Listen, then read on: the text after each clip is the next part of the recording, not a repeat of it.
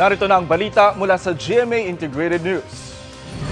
Nagmarcha ang mga miyembro ng koalisyon laban sa Tsa-Tsa sa Maynila. Tinututulan nila ang People's Initiative na layong amyendahan ang konstitusyon. Huminto ang mga grupong Akbayan, Alyansa Tigil Mina at Partido Manggagawa sa Plaza Roma na katapat ng main office ng COMELEC sa loob ng Intramuros. Naapektuhan nito ang daloy ng mga sasakyan sa lugar.